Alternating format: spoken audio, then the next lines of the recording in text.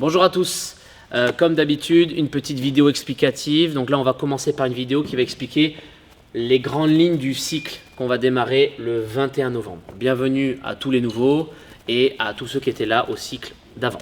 Donc le cycle va démarrer le lundi 21 novembre et terminera début de février, le 6 pour être exact.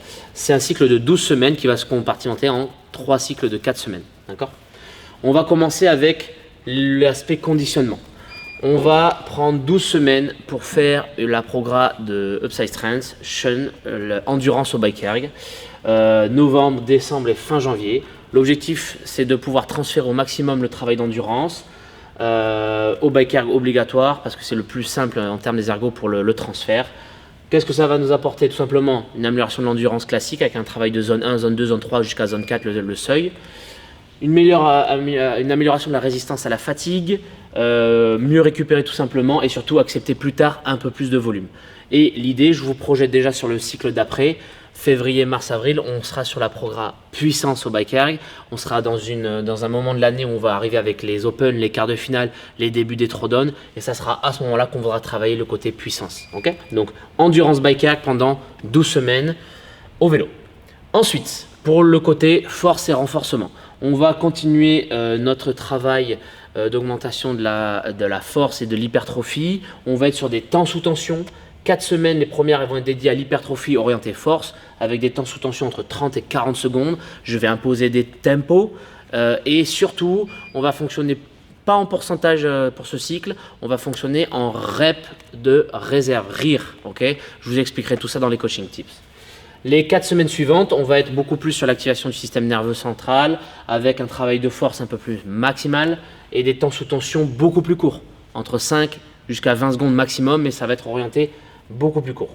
Et enfin, on reviendra sur 4 semaines de travail avec 2 semaines où on reprendra le travail hypertrophie avec du temps sous tension 30 à 40 secondes et on finira en fin de 4 semaines sur un travail de système nerveux de force maximale avec un peu plus de temps sous tension court. D'accord ? Donc on va faire 4 semaines, 2 et 2 pour vraiment sur 12 semaines profiter au max des gains en hypertrophie, en force pure.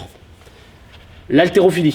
Là, on va tester pour ce cycle un peu ce que j'appelle la conjugate method, mais là, on va fonctionner en fonction de semaines. D'accord ? C'est-à-dire qu'une semaine aura un but bien précis. On a toujours le lundi avant le mardi.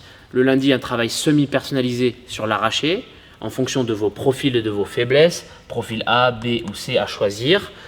Le jeudi, profil A, B, C pour le clean and jerk. Et en fait, on transfère le lendemain. Mardi, ça sera l'arraché olympique pour tout le monde, bloc commun.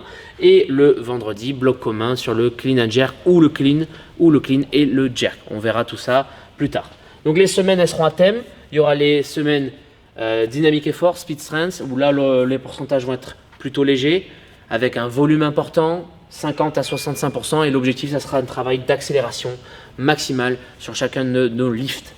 Ensuite, il y aura les semaines power, où on va être sur un travail beaucoup plus orienté puissance, avec des pourcentages un peu plus hauts, 75 jusqu'à 85%. Et enfin, on aura nos semaines max effort, max out, où là, on sera sur du 92 et plus, avec un volume beaucoup plus bas. Et on va, au fur et à mesure des 12 semaines, orienter à chaque fois les semaines avec des objectifs bien précis. Enfin, les Metcon, on va continuer de WOD évidemment dans le cycle de 12 semaines, même si on a un gros focus sur le conditionnement et un gros focus sur le travail de force, on va toujours continuer de bouger dans le système qu'on a depuis 5 semaines. 2 Metcon avec un RPE de 4, 5 sur 10 maximum qui va servir à travailler la gym avec des grosses séries, avec un temps de récup avant, un temps de récup après pour maximiser les gains et le travail de qualité sur la gym, sur le barbell cycling ou sur les mouvements renfo. Et on aura des RPE beaucoup plus proches de 10, c'est-à-dire 8 sur 10, 9 sur 10, où là, ça sera le challenge pour l'ensemble de la team de faire les meilleurs scores possibles pour continuer à se challenger. On retrouvera toujours nos qualités physiques dans les Metcon comme le premier cycle, c'est-à-dire à la fois les travails de sprint, comme si on était sur un floor de compétition où on s'en fout de ce qu'on fait en termes de temps ou de reps. L'idée, c'est de partir dans un rythme beaucoup plus haut qu'à l'entraînement et de tenir comme si on avait 10 partenaires à gauche, à droite sur le floor de compétition et on doit subir ou maintenir un rythme de compétition.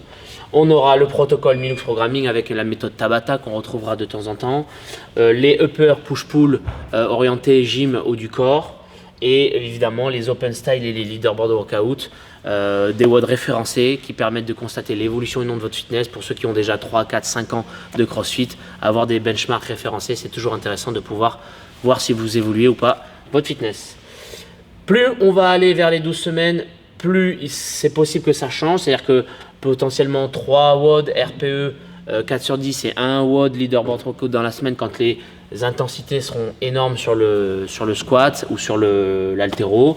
Mais évidemment, plus on va se rapprocher de la saison de compétition, plus on va évoluer sur un bloc ou 2 grands max avec des RPE plutôt entre 4 et 6 sur 10, avec quelques blocs un peu plus importants avec des RPE 7, 8 sur 10. Plus on va approcher la saison avec des throwdowns pour certains, d'autres qui préparent les quarts de finale en team ou en indiv, les semi-finales pour certains athlètes, et j'en passe. Donc voilà, j'espère que j'ai été assez clair pour l'ensemble des compartiments, condi, force renfo, haltéro et les WOD. Évidemment, il y aura toujours les petits blocs finishers qui ont pour but dans l'ensemble de travailler la midline, chaîne post et chaîne antérieure, et les mouvements un petit peu de rotation ou unilatéraux. Je vous souhaite un bon cycle à tous et n'hésitez pas si vous avez des questions à me contacter via Instagram.